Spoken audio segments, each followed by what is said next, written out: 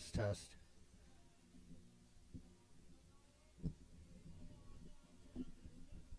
Test, test, test.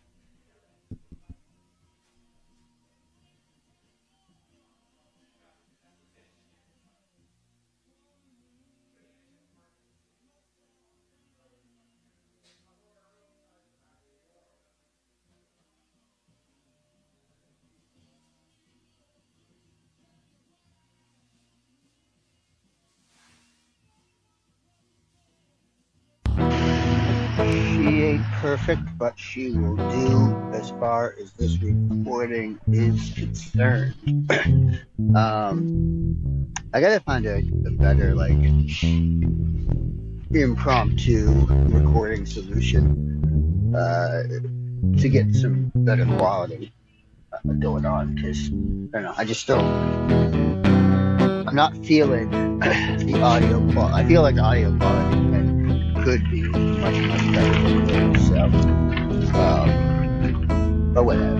All right, so I watched, I guess prompted by narcissism and contrarian. That's where it started. So I was thinking, actually no, we did start with narcissism. I was thinking about what that is, and like I guess I would, if I'm to like think of the traits of a defined narcissist, I think I would check a lot of boxes. Most of those boxes unapologetically, and I think that unapologetically where kind of like the morals come into play. I feel like those check boxes in anything are strictly objective descriptions as opposed to anything subjective like morality. I guess morality is what we're talking about. So it's I associated being a narcissist, and in doing that, I started thinking about like, all right, well, if I am a narcissist, like, why is it such a bad thing to be a narcissist? And I started getting like kind of thinking about what it means to be a narcissist. Like, it's the manipulation. It's not so much the actions that are bad; it's how those actions are applied. And is that a question for me? Is that a question of like the ends justify the means? Because I don't necessarily, I don't agree with that. Um, I think I can certainly use that as an argument in some cases, in a lot of cases, but those cases are usually, they're always hindsight.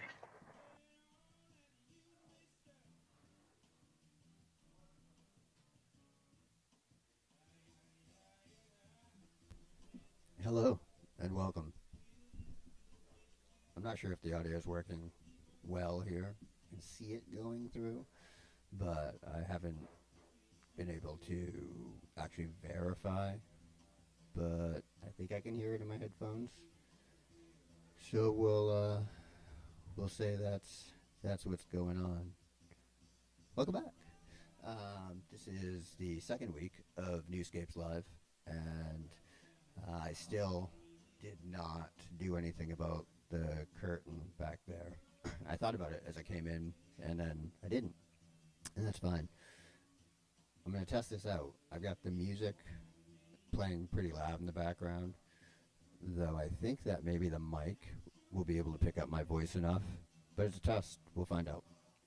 Uh, Last week was fun. It was interesting to kind of set this all up on the whim, and especially in hindsight now, coming back to it, this week it's exciting because I didn't have to think about it on the fly, and I could just kind of make adjustments as I need to make adjustments. And one of those adjustments is me standing up here with a microphone as opposed to sitting down. A, I don't like sitting for a long period of time, and B, uh, it helps me because I do um, workshops, presentations, stuff like that, teaching data stuff. 207 Analytics, check us out. Um, but this is a good opportunity to go ahead and work on that whole presentation thing, moving around as I need to, and I got my whiteboard. Before we get into whatever it is we're going to get into, um, I do want to call out a few things, just do some advertising of local things in the community. One thing about this setup, I realized if I move over here, I'm like right in front of the camera. I understand the secondary camera is useless at this point because of me standing away from the desk. Let's see here. Uh,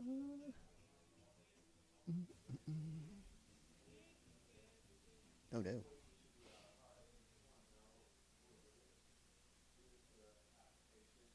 Oh, that's why. Different display.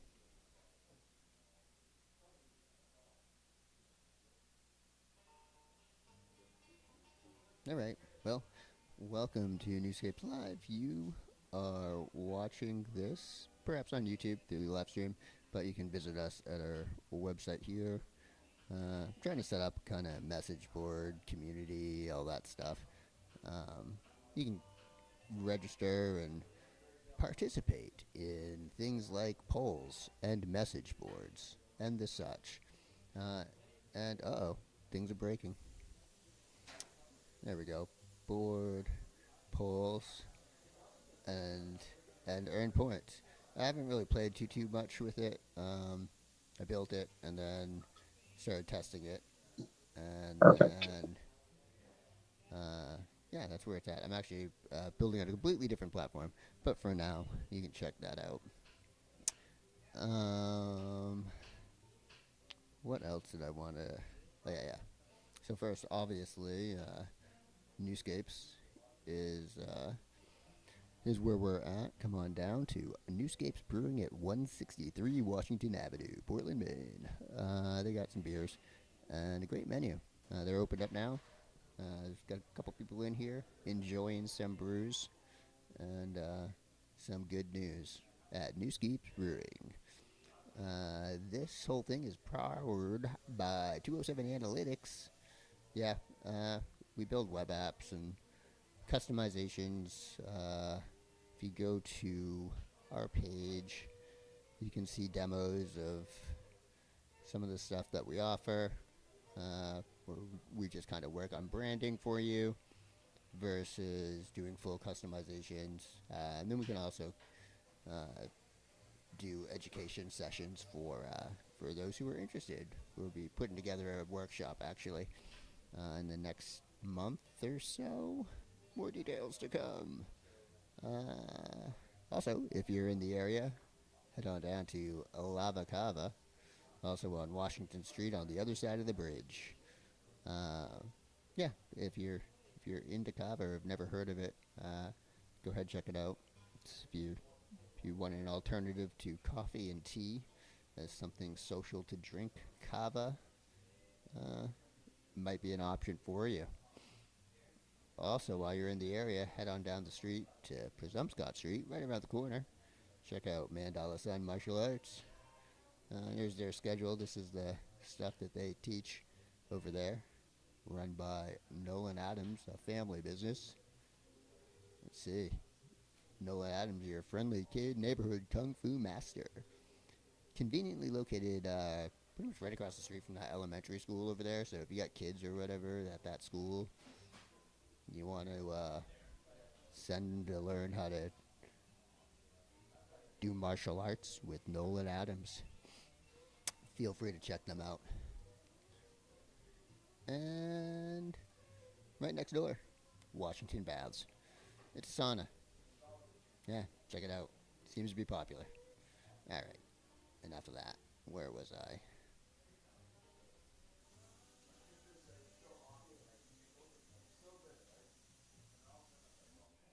Alright, so that's that. I've gone ahead and given promotional awareness to my friends in the community. Yeah, this week was pretty good as far as things went.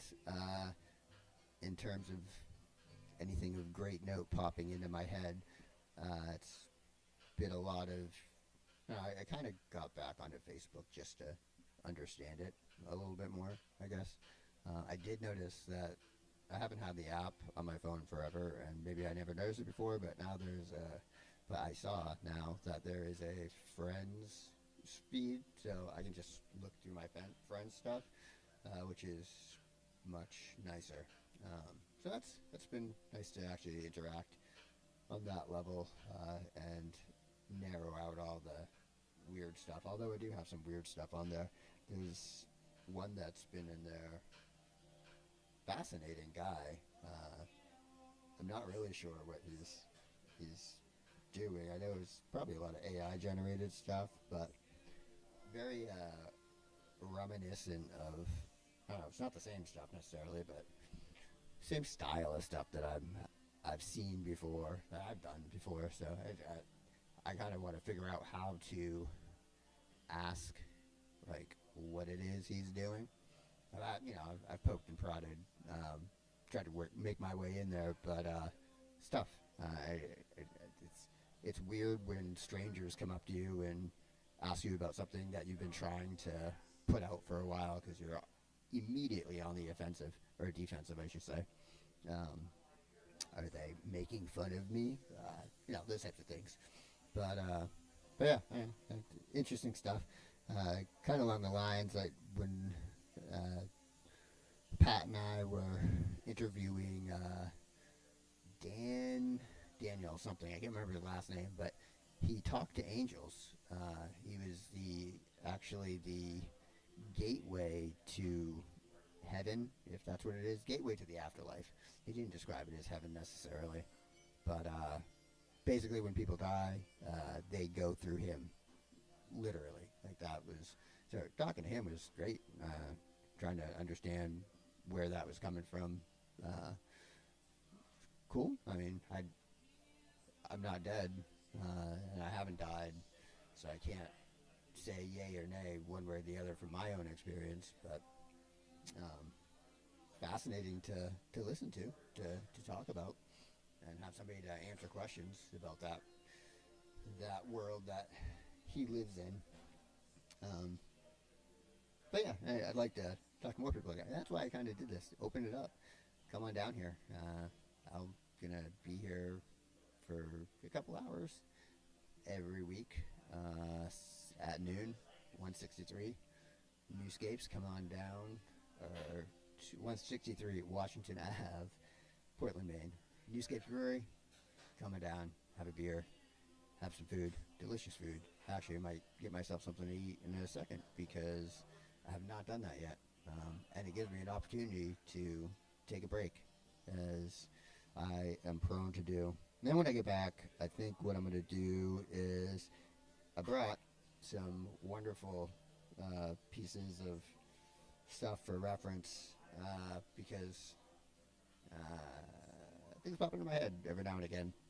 And some of this stuff was stuff that from my own stuff that had popped into my head, and I figured I'd pull from that, and we'll use the whiteboard to maybe make some decisions. So until I get back, we'll go on a break.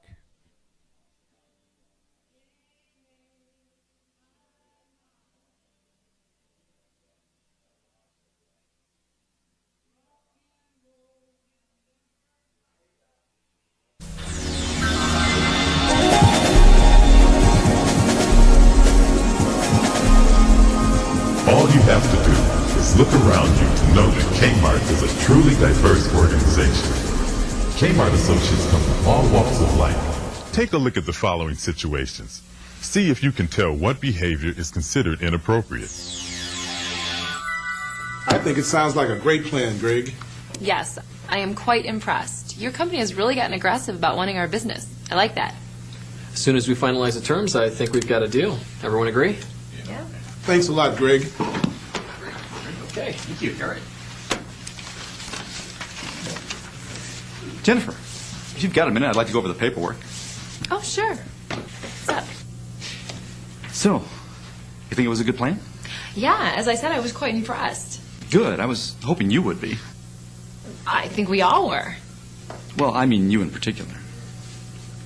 What do you mean? Well, you don't think I'd offer that kind of plan for anybody, do you? You're special, Jen. Oh, really? And you know what else? I think we should start talking about putting a plan together just for the two of us, if you know what I mean. Thank you for shopping at Kmart. You have a nice day now. Thank you. Hey, what's happening, baby? Hello? Is there something I can help you with? Can you help me? You have no idea. Say, you got any plans after work? How about you and me having a couple of drinks over at the Rendezvous Club? Look, if you have something to purchase, I'll be happy to ring it up for you. Otherwise, I've told you, I'm not interested. I'm sorry. Please, just leave me alone. Sure. I'll take this bag of chips. And I'll see you later.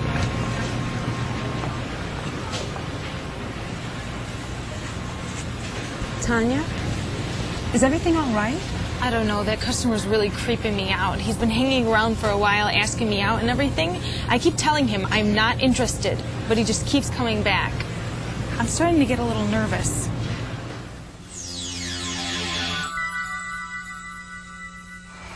What a babe! They're all mighty fine. Wouldn't mind taking her home tonight. In your dreams, bud. Hey, look. There's that cute little Paulie boy. He's real sweet, don't you think? Watch this. Hey, Paul. Hey, pretty boy, come here. What? Whoa, with the attitude, huh? We're just checking out the latest swimsuit edition. Thought you might want to take a peek. No, thank you. Oh, I almost forgot. Paulie doesn't like girls. He likes boys.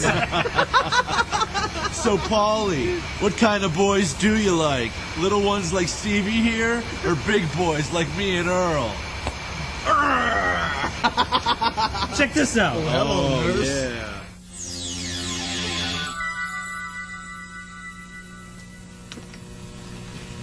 It's Walt, just what I don't need today. Oh, what a great way to start the day, with two of the prettiest girls in the world. Morning, Walt. How are my two best girls doing? Fine, just fine. Wonderful. You know, it does an old man's heart good just to be working around such pretty young things all day. Keeps the juices flowing, if you know what I mean. Yes, Walt, we know. Well, then you two have a great day, and don't work too hard. I cannot stand that guy. Come on, he is just a harmless old man. Well, I think...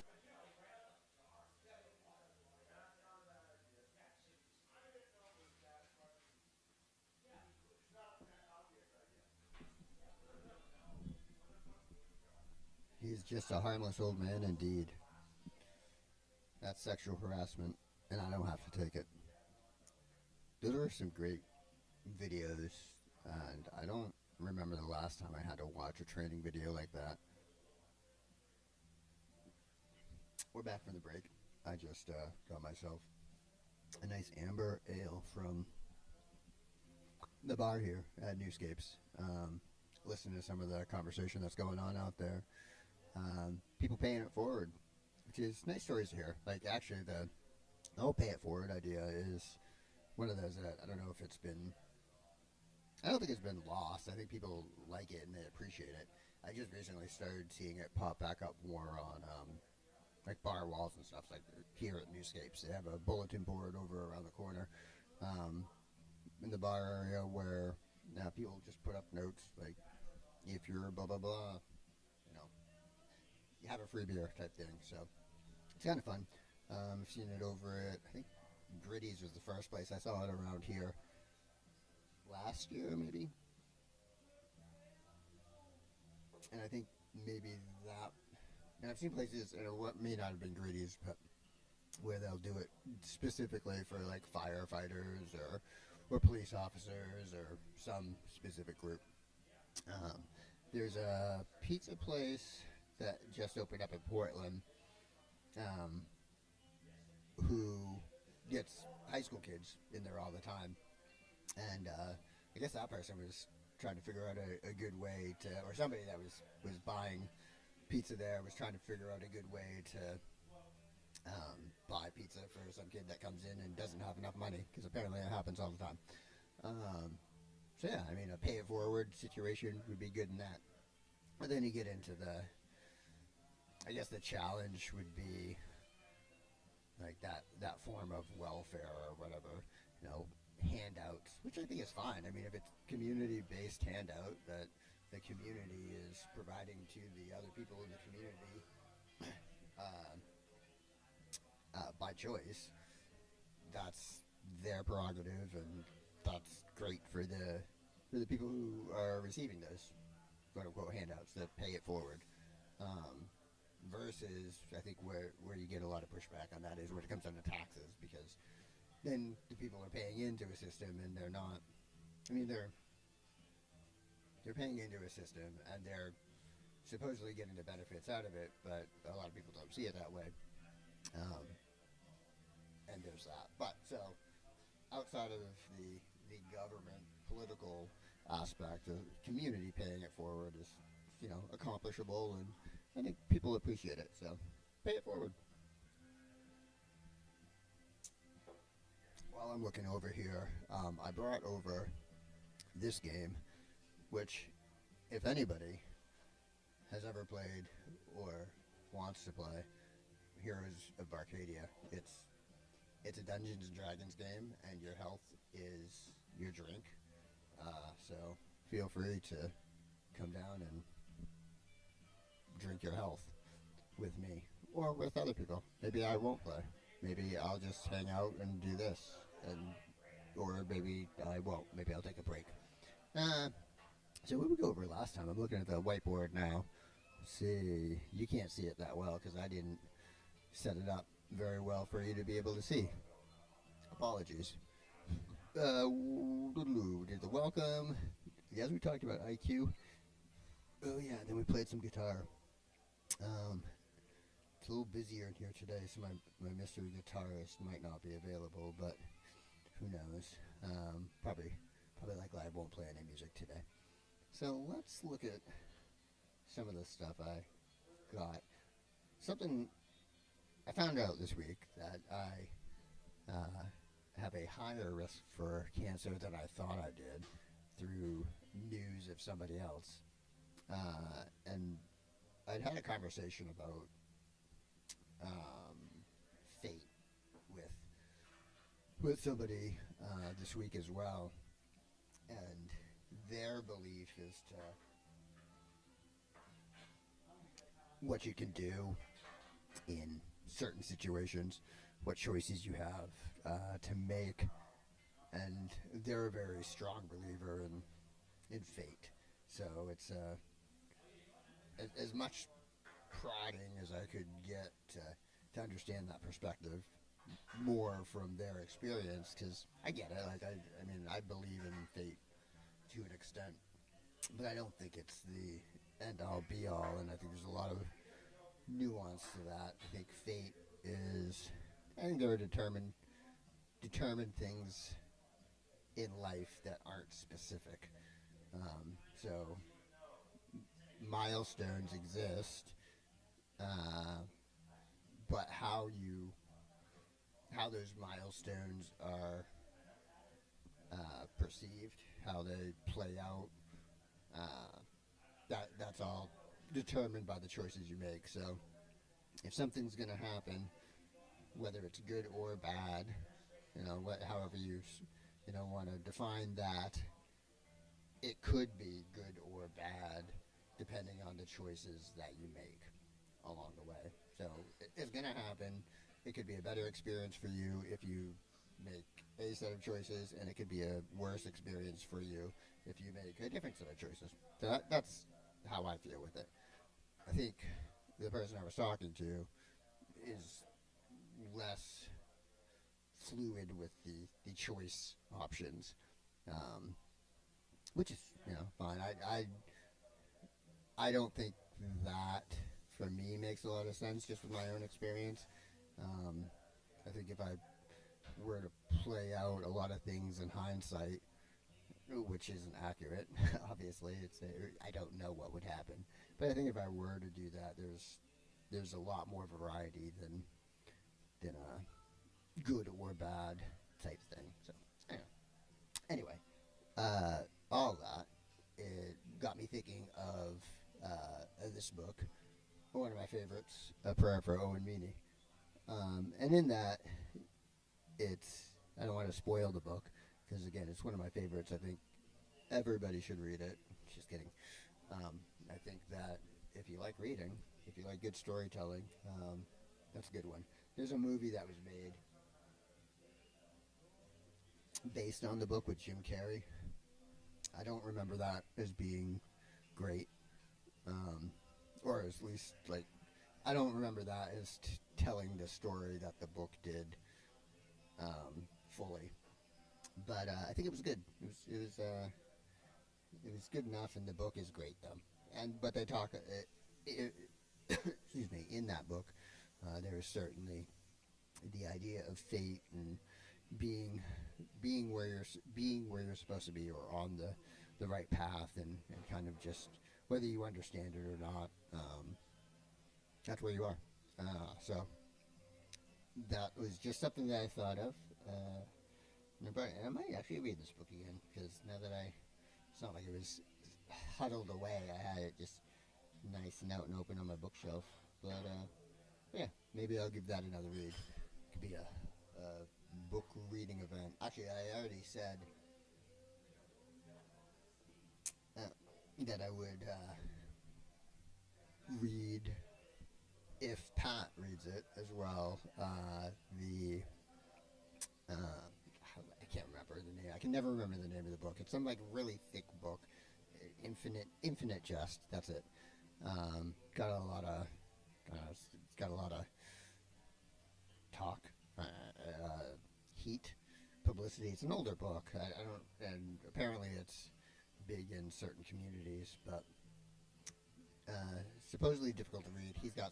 There's several reading plans, I guess, that you could follow, and Pat found one that he's going to follow, and I was like, yeah, maybe I'll go ahead and read it too. But I went down to Books A Million over by the mall and picked it up just to see what the length was, because I'd rather read a physical copy than a digital copy, maybe.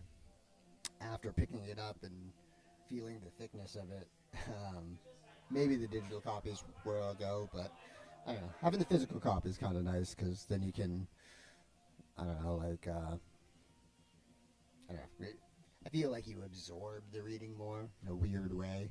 It's just another piece of the reading experience is holding the book and turning the page versus staring at a screen. And I mean, when you read it from a screen, you're engaging with your vision like your usual reading. But I think for me, the experience is better with a book sometimes. But then there's also audiobooks. I don't think I would do Infinite Jest as an audiobook.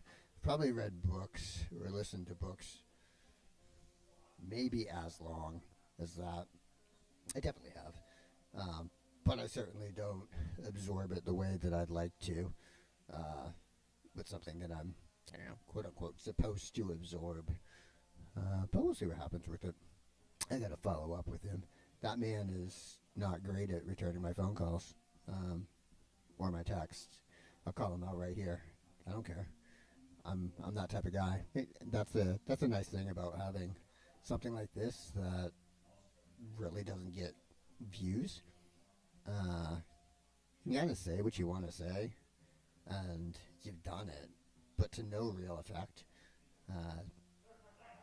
The amount of people who would hear this is probably about the same as the amount of people that would overhear me talking in a coffee shop. So I'm not too worried about any of that, the freedom.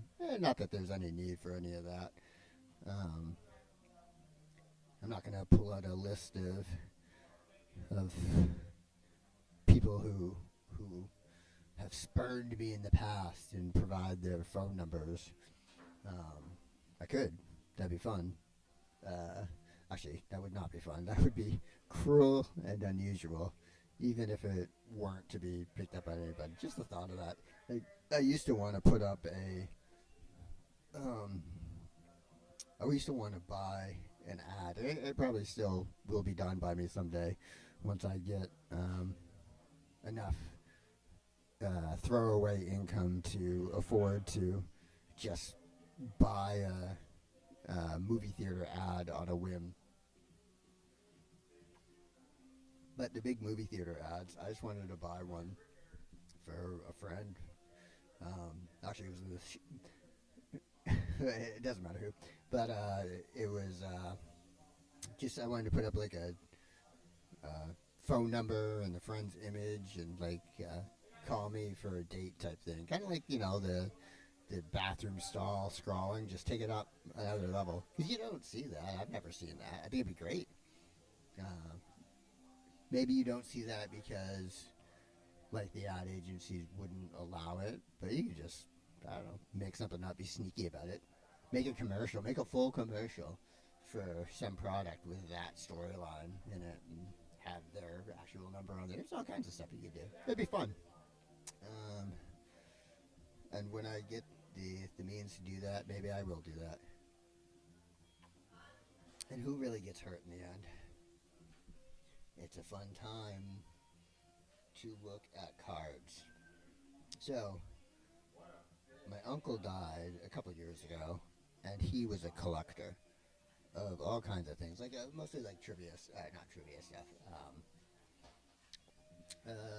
media stuff, movies, movie-related things, movies and TV shows. He also had a big record collection too. We collected. He'd go antiquing all over the place, or not all over the place, but he'd go antiquing and come back with art and stuff that he'd find, and he just collected stuff. It was borderline hoarding, but some of the stuff that he had, I didn't want to get rid of necessarily. Like I had not all of his, a lot of his magazines, all his leftover records, and some of his card collections, like this stuff here. I thought that was really cool, and I tried to like find collectors' places to get rid of them, but it's kind of hard to navigate that system. Not necessarily hard, I just wasn't that interested in navigating that system. So I ended up tossing a lot of stuff after reaching out to a few people. But there was some stuff that I had kept that I thought were kind of cool, like just, I don't know, fun pieces of history that you don't see anymore. So like these cards here are from bubblegum. So this, a piece of history here. Actually, we'll do this. This is what we use this camera for. Star Trek. Number 4? Which Star Trek is this? Oh, the first one. Star Trek, the motion picture. So, this little pack is Topps Super Sports Card Looker. And then this is, and that says locker, not looker, locker. But anyway, so you got sports cards in here. There's a little stick of bubble gum, chewing gum. See, dextrose, corn syrup, gum base, softeners, natural and artificial flavors, artificial colors, and BHT to maintain freshness. This is from 1979. But, so you got that stick of gum, and then you'd also get one of these cards, or some of these cards in here. So these are just like things from the movie. Little scenes. Oh, who's that? This is a half human. But then on the back, too, they're like puzzle pieces. So you'd collect. I am not good at this. Not a hand model. You'd collect all the cards, and then you'd be able to make a big old puzzle, a big old picture at the end of whatever it was supposed to be. And they're all numbered, so this lizard-like diplomat is card number 26. And I'm sure the lizard-like diplomat was a fine piece of addition to the Star Trek franchise. But not only movie scenes, like, so this is alien insectoid. So that's not a scene from the movie, but so this is like the production photos and stuff as well. So it was fun. Like you could, if you were a fan of the movies and wanted to kind of share or expand that fun, marketing took advantage of that and made things like this, which were cool. Like I thought they were fun. I remember I used to get. I didn't actually get them. I was never. I don't think I ever asked. Maybe I did ask and was told no, but I'm pretty sure my mom wouldn't have allowed me to like buy or get Garbage Pail Kids cards. Which is another fun thing, which is actually a parody of Cabbage Patch Kids, and you know what, we're just gonna leave that there. Parody of Cabbage Patch Kids, which were popular at the time, and also a great kind of a parody of sports cards in general, or maybe not a parody, but another slip into it. One of the things I learned about when I was like looking at all the cards that my uncle had, all the pieces of his collection, that's only like a little bit. I got a big binder at home that has all of the Star Wars cards from like some series, and he's got like TV show cards that I've never even heard of that came out well before I was alive. He's got clippings from boxes that have like presidential facts about each one, so it's really cool. But stuff that, again, I don't see very often. This was an interesting one. He had a bunch of these Future Life magazines, which was interesting to me because they're sci-fi magazines, which he was into, I suppose, but not necessarily media related. And I haven't flipped through many of them. I figured I'd just check out this one. This is survivalists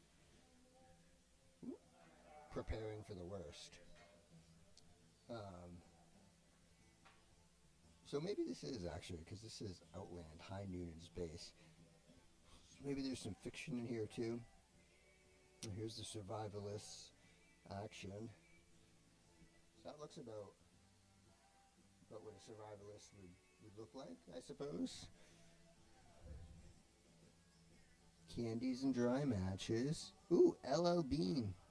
L.L. Bean catalog. Just in the case there's someone left to write to. Well, L.L. Bean got a shout out in Future Life magazine in June 1981, issue 27. In case you were interested.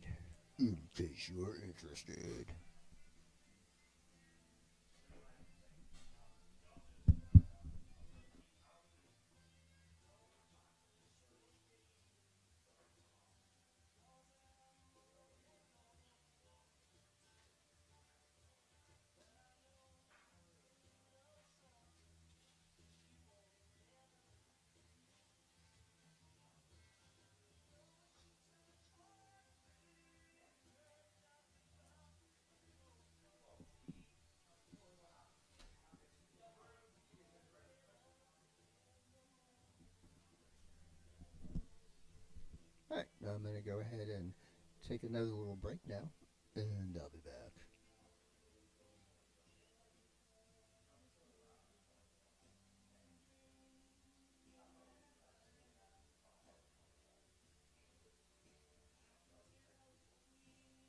The time is 0:30. The location, Abbottabad, less than 100 miles away from Pakistan's capital. Nestled here, a fortress of secrets, a haven for the world's most wanted man. You know how this story ends, but you don't know how it started. It begins thousands of miles away, deep in the halls of power of the most technologically advanced nation on Earth, America. This isn't just a story of bravery under the cover of night, but one of years filled with relentless pursuit, intelligence gathering, and geopolitical tactical maneuverings. Operation Neptune Spear killed Osama bin Laden and highlighted the incredible prowess of the Navy SEALs. But it also demonstrated the power of American technology to decipher coded messages and connect millions of invisible threads of intelligence. This is the story of the app that helped catch Osama bin Laden. This is the story of Palantir. It's a secretive company. Palantir. Customers include the CIA, the FBI, the Army, the Marines, the Air Force, yet there's so much mystery around it. And it frustrates people to no end. These guys, Palantir,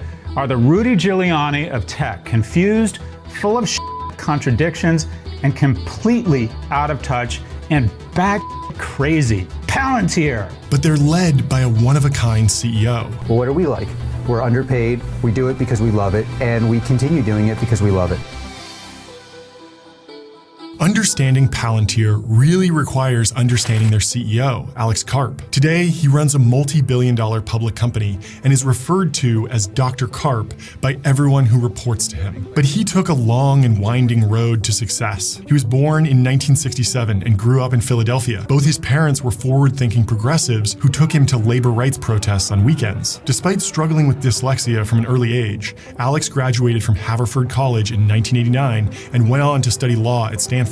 While at Stanford, he roomed with a guy named Peter Thiel, the very same Peter Thiel who would go on to build PayPal and Founders Fund. During their time at Stanford, the two young men often sparred intellectually. Thiel had established himself as an outspoken libertarian as an undergrad, even founding an on-campus newspaper called the Stanford Review. Karp, on the other hand, leaned more socialist. But instead of driving them apart, this actually drew them together. They spent many nights arguing about politics and philosophy and became close friends. After graduation, the two went separate ways. Thiel went off to the prestigious law firm Sullivan & Cromwell, and Alex went off to continue his studies in Europe. It was at Frankfurt University in Germany that Alex Karp formally became Dr. Karp. He studied under Jürgen Habermas, one of the world's most famous philosophers, earning a PhD in neoclassical social theory in the process. This wound up being a turning point for the young Dr. Karp, but not in the way he thought. Because even though he had earned his stripes under a world-renowned academic, he realized that he didn't want that life. So he pivoted. It was the turn of the millennium. The dot-com boom was in full swing, and Dr. Karp had developed a network of high-net-worth individuals in Europe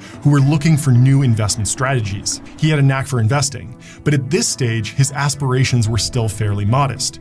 He mostly just wanted to build a small nest egg and then settle into a casual life in Berlin. To start building toward that goal, he created an investment company in London called the Cadman Group. But his dream of a modest life was soon interrupted. See, while Dr. Karp was off in Europe, Peter Thiel had been building an empire back in the States.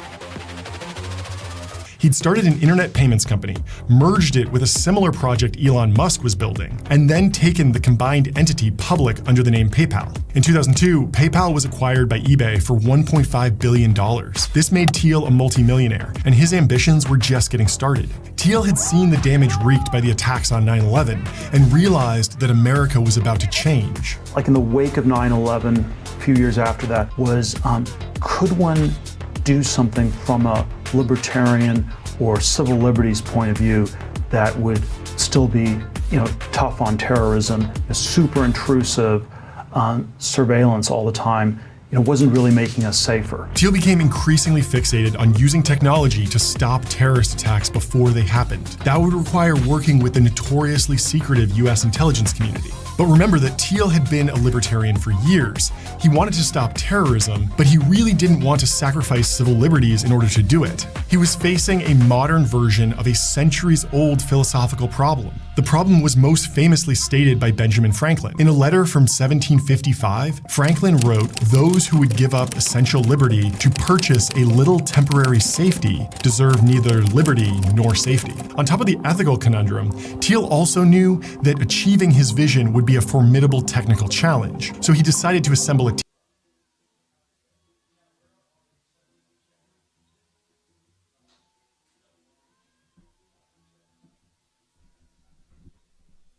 And we're back. Welcome back to Newscapes Live. Live from Newscapes Brewing, 163 Washington Ave, Portland, Maine. Come on down. We're just here having a good time. Listening to some music, jibba-jabbing about stuff, drinking some beer. I'm about to get some Jamaican short wings, maybe. not real sure if I put in that order, actually. I'll probably get chicken strips, actually. Jamaican jerk, it's delicious. And the strips are cleaner. I don't want to get my fingies dirty. So yeah, that's where that is. Whew.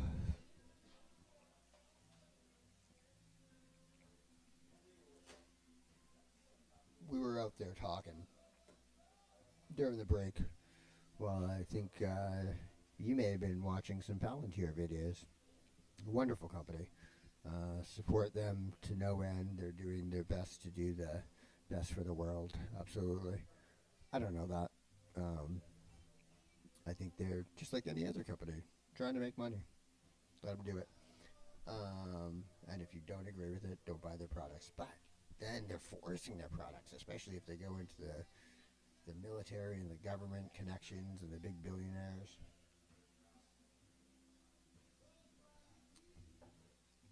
But I also think data accessibility and transparency is pretty important.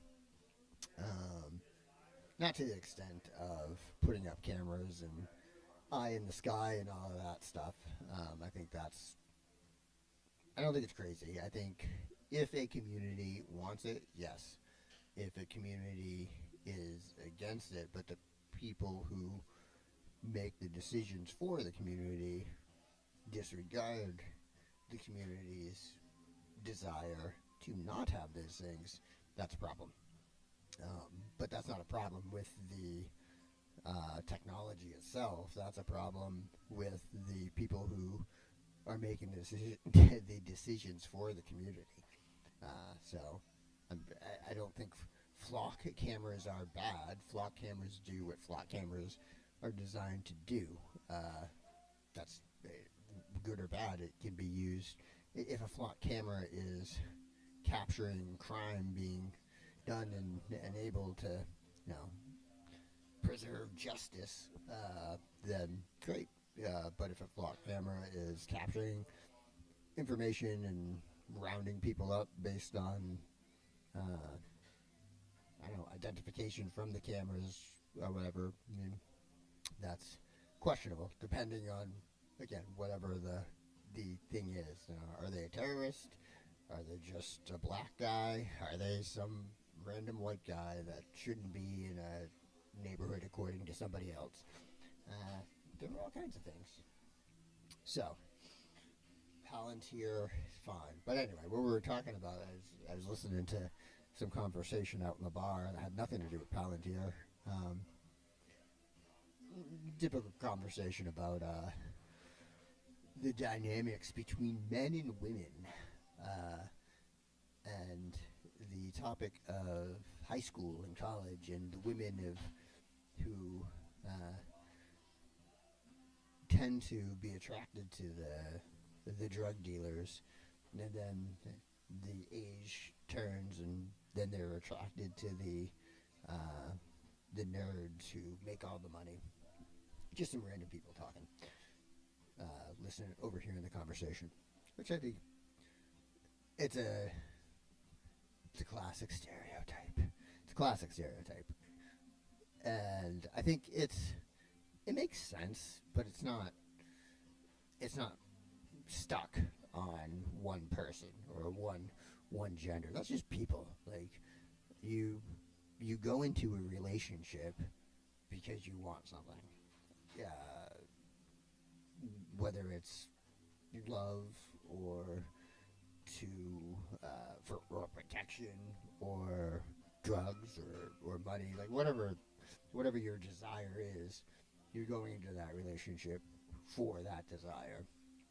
And to say that because that desire is drugs instead of sex, then alright, well, still you're going into it for the same thing. And I'd say sex because, the argument on the other side, or the pushback to the debate would be, well, guys only go for sex. What's the difference between just going for drugs or money or all that stuff? It's like, yeah, there is no difference. It's the same thing. That's fine. Absolutely the same thing. And then it's no different as the age of the person gets older and their desires change. Then yeah, they maybe not be into the drugs. Don't desire drugs. So the people they go for are not necessarily drug dealers. Or maybe they just decide that drug dealing, that lifestyle isn't for them. And they still want drugs, but they just don't want to live that life. And as you get older, you're able to make those decisions and adjust your life, especially if you started out dating drug dealers in high school. By the time you're mid-20s or so, you should be able to, I would assume, that you're able to, you know what, I think I do have 2 mics on. Maybe, I don't know. We'll see what happens when this comes out. But yeah, anyway, going back to, I hate, by the way, I'm going to use a bunch of fillers here, apparently, because I just said, by the way, which I don't really like either. I'll take it. It doesn't annoy me as much as anyway. I used to work at a place, and the person, one of the people there in charge, used to use anyway as a segue in all the meetings, and it really bothered me. And I hear it in other people when they do it, and then it has slipped into my own vocabulary. So I apologize to myself for saying that. And I will continue with this. So, going to that conversation, I happen to bring this, which is interesting. It's I bought this. I was at Books A Million looking for books a long time ago, a couple years ago, about martial arts type stuff, philosophy, Eastern philosophy. And I found this in the mix, and it's The Ancient Art of Psychological Warfare, Mind Control by Dr. Ha Lung and Christopher Prowant. Now, I've read some of it. I haven't gone through it all the way through, but it's from what I have read of it so far, and then skimming through, looking at the table of contents, it talks a lot about just everyday manipulation. And how it's played out. So they talk about, on the most obvious level, blackmail, but then they talk about, just emotional manipulation and how it's done. I did not buy this book in order to perform these things, but I like reading about these things. It goes back with the perception. So, I mean, if you look at self-help books and all that's out there, there's all kinds of approaches to living your life and whatever. And some of them become more popular than others, and that's not to say that the less popular ones are ineffective. And especially if you consider that not everybody is even close to acting the same or responding to the same things. So if you can pick up, stuff that's out of the realm of comfort or knowledge, it's a good opportunity, and that's what I did with this. So I got to keep reading it. It's kind of cool, and I do like it because I think of anything like this, manipulation, mind control, and the same thing as like magicians, sleight of hand, magic tricks. You're tricking the audience. You're presenting something with a completely different intention of mind. That's fascinating to me because it applies all over. You look at it in business, politics, human everyday relationships, school, education, everywhere. And it's all going back to the ends justify the means thing, I guess. A lot of people live by that ends justify the means mantra, which, I mean, I guess if I get it, it makes things easy because you're living on justice, righteousness, right? That you know what you feel, and you know that you're right. Like that's what you feel most honest about. I think in those situations. So to I don't know, because you're so confident in it, it's the truth to you, right? So I get it. Yeah, I'm gonna take another little break now. I know I've just taken a break, and I know I keep turning my back to the camera, but I have a mic in my hand, so I feel like that solves the problem of audio, at least as far as this is concerned. But we'll see. All right, so I'm gonna take another break, and I'll be back.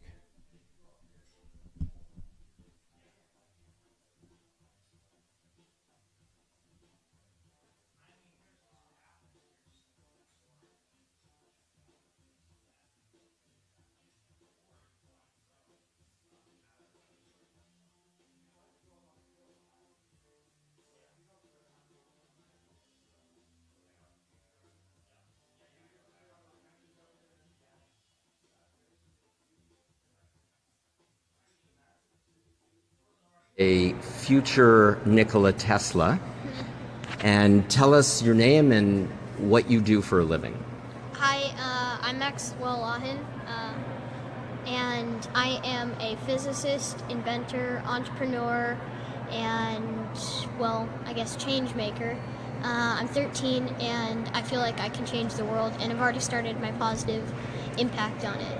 What have you done? How have you changed the world so far? So aside from inventing a whole bunch of different stuff that probably won't matter now, but my most recent thing, which has gotten me a little bit of attention online, is my energy device, where I extract electromagnetic energy from everything around us and convert it into electrical energy. In other words, a stream of unlimited energy.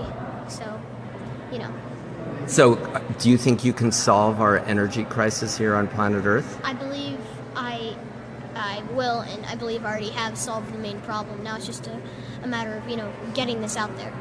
And what do you need to be able to get this out there? You just need somebody to watch this video and say, here's some money, or what do you need?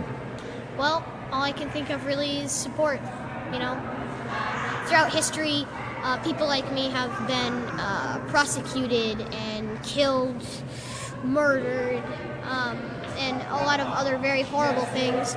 And if I have support from a lot of people, I don't think that that will happen in our modern day and age. We're a little bit too civilized for that. So all I'm saying is that if you think the world should be a better place too, then, just support. Okay, so we started off by talking about my book, E equals MC squared, and the new definition of God, and you told me that you had already come to the same conclusion 3 years ago, and that my book was a dumbed-down version of your theory, which I think it's clearly the case. What is God?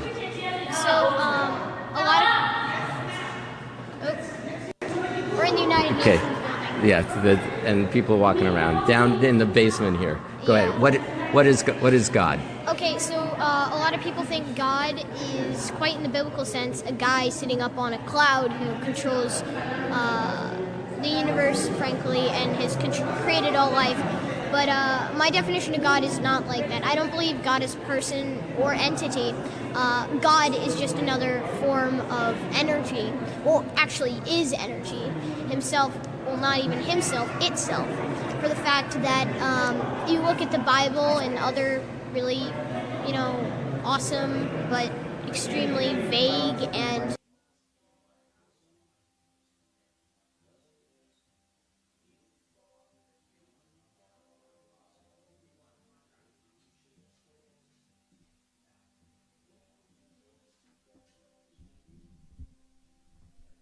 Hey.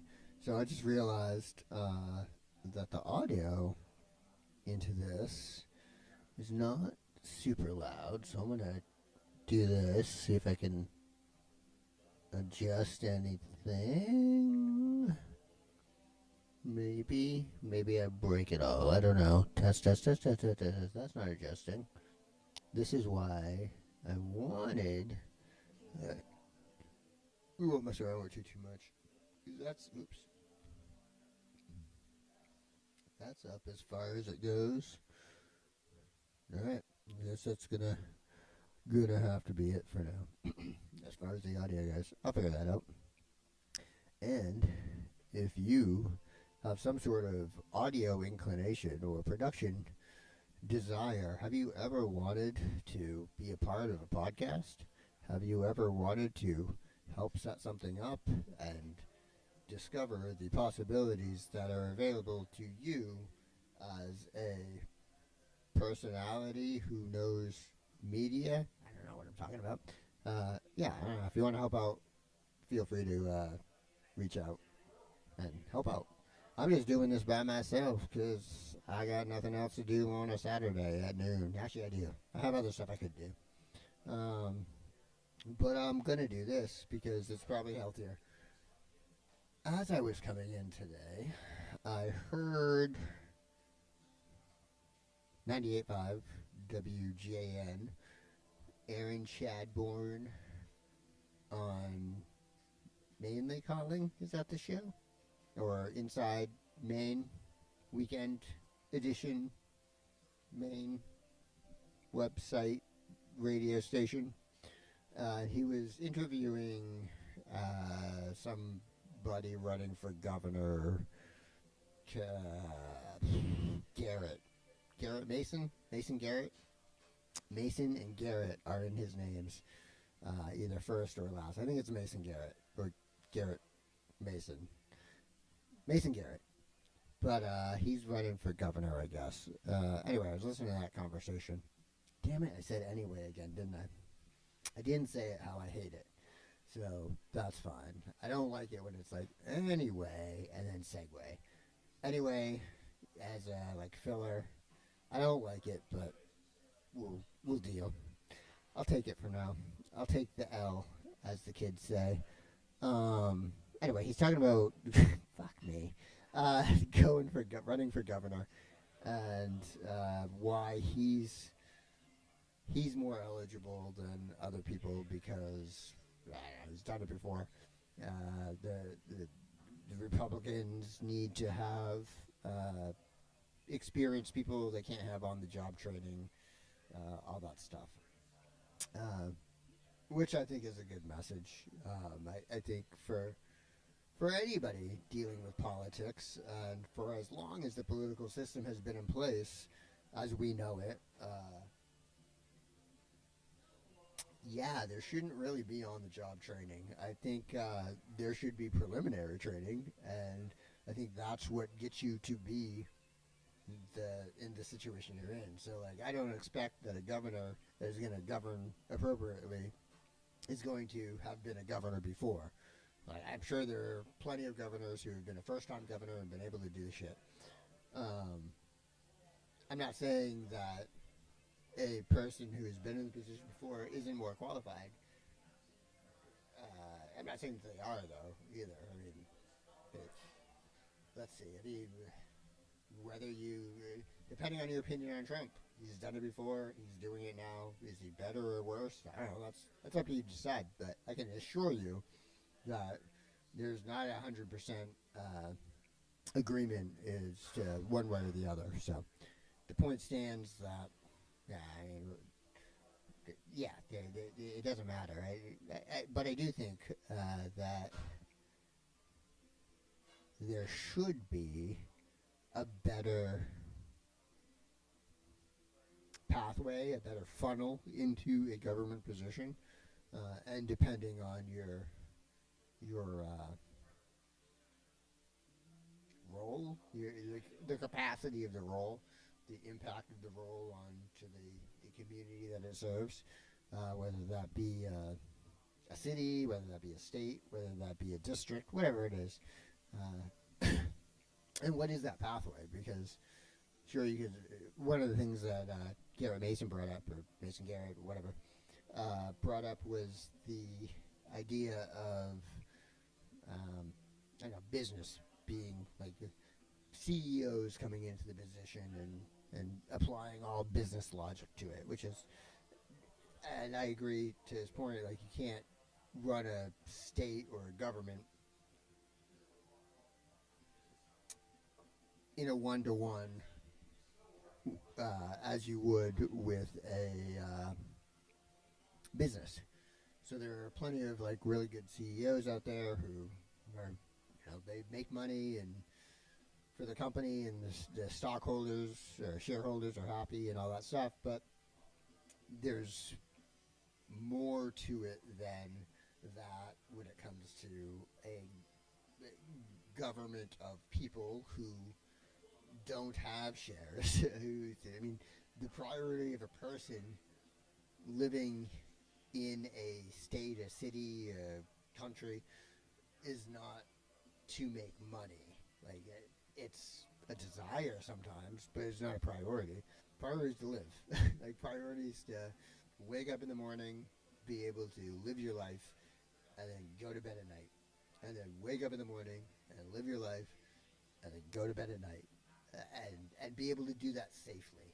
Like, in the safest way that you can, in the most comfortable way that you can. If you're going to have a government that can't keep you safe, what's the point of the government? At a base level.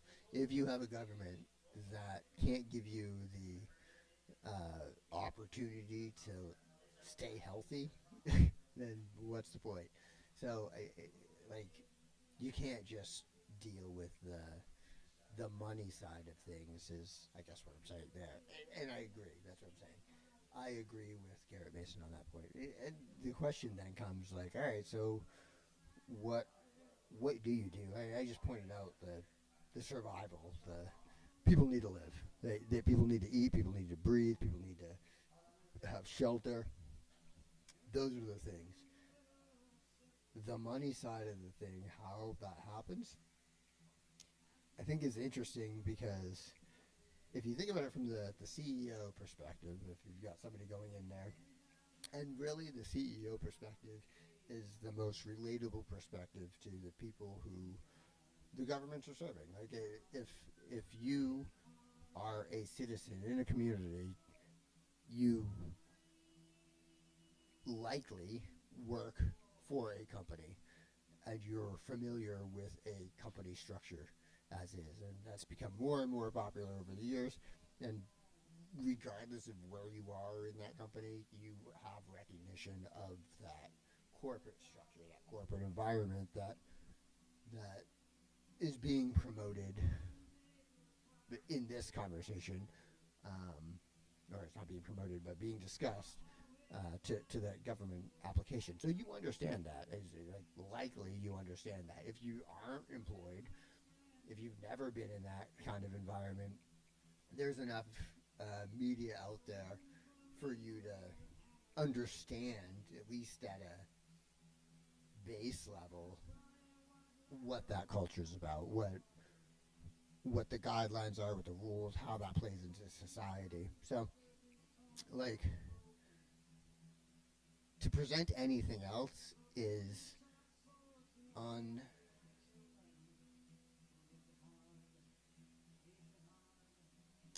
unfamiliar. To present anything else is unfamiliar to today's people. I don't know what it was like before I experienced life. Like, I don't know what the situation, what the society was like, how people interacted with each other. I don't know. I only understand what people have told me, what history has taught me.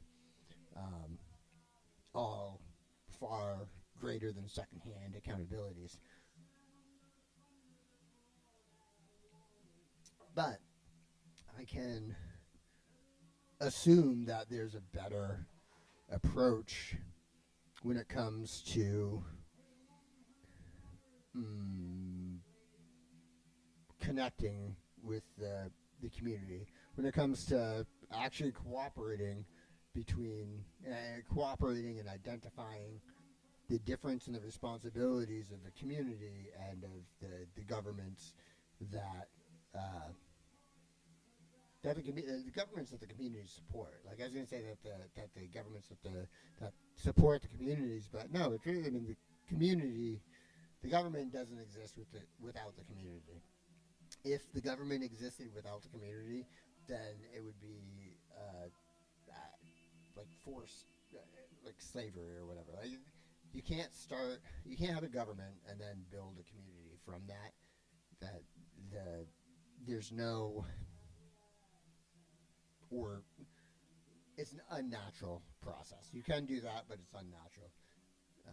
So if you remember that the government is reliant on the community, and that the community knows what's best for the community, and that the community is able to communicate with the government, then you've got a good flow. So going back to like, all right, well, how do you get prepared to be governor or whatever? If you don't want somebody who's inexperienced in a role, how do you prepare them for that role? So that's some sort of pipeline thing. So it starts, I think, with community. Like, encourage, as a government, encourage the community that's built you up some sort of civic responsibility. Not necessarily responsibility, but civic awareness.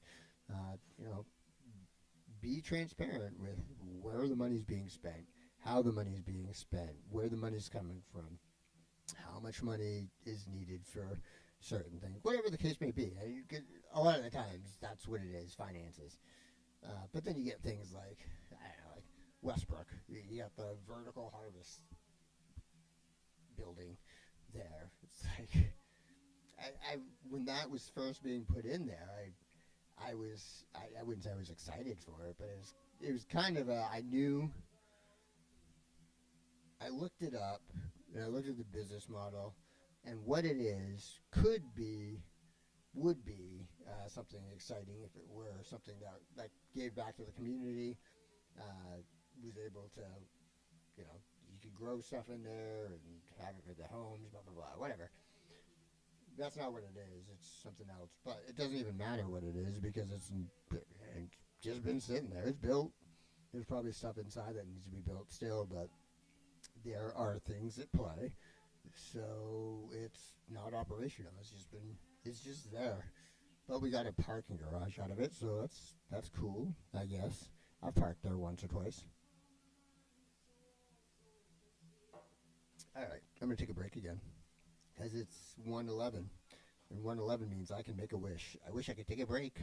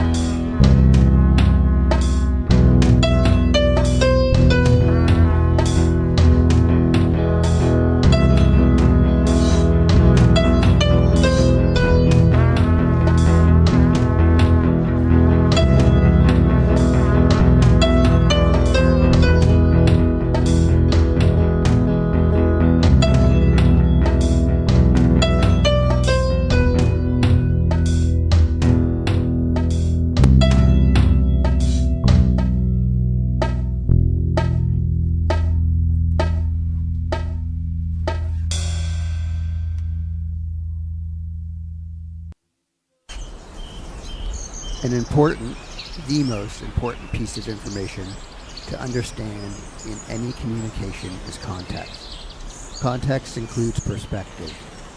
I've found that many sources of information in today's world of sound bites and text limits, which are in place to capture the attention or get to the point before an audience can be distracted by another outlet, lack this. As such, I'll begin with my perspective.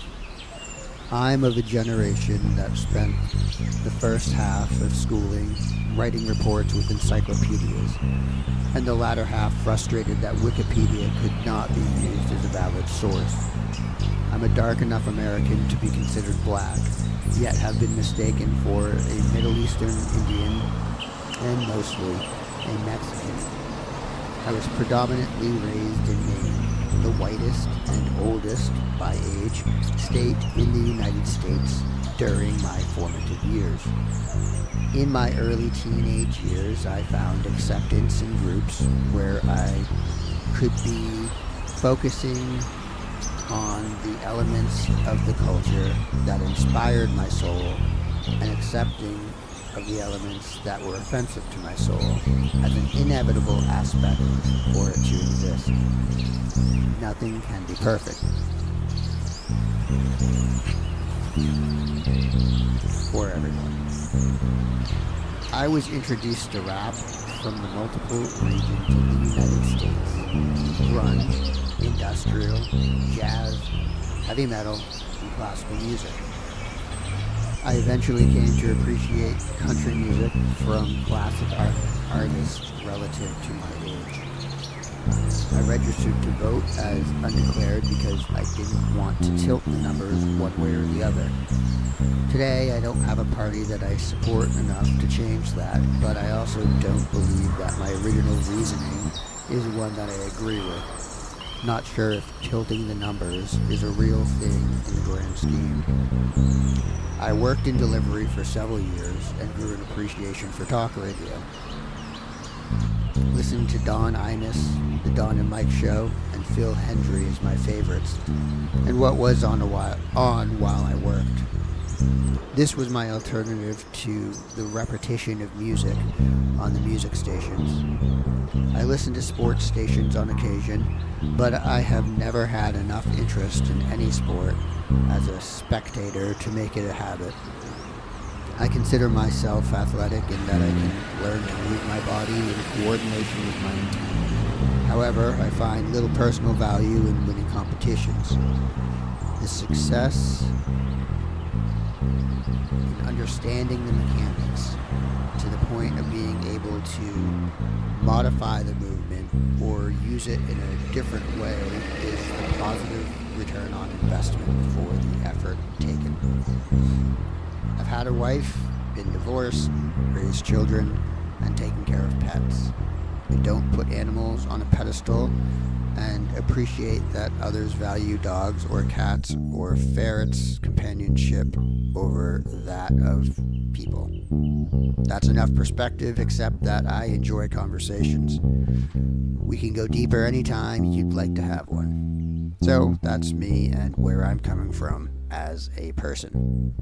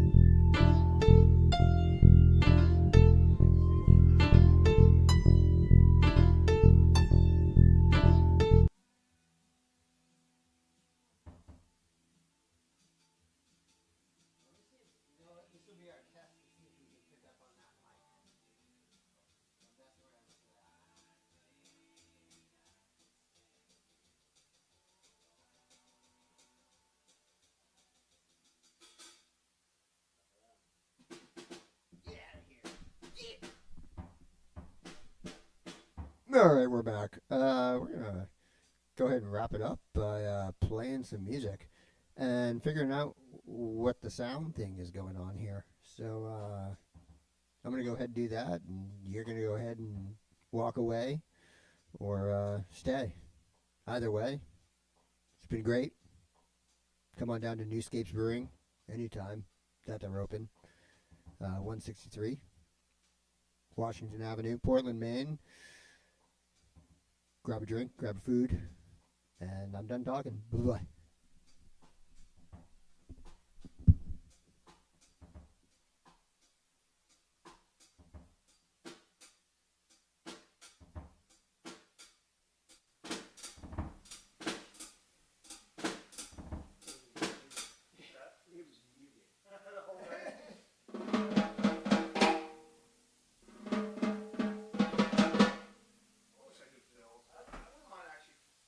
Taking the time to try to learn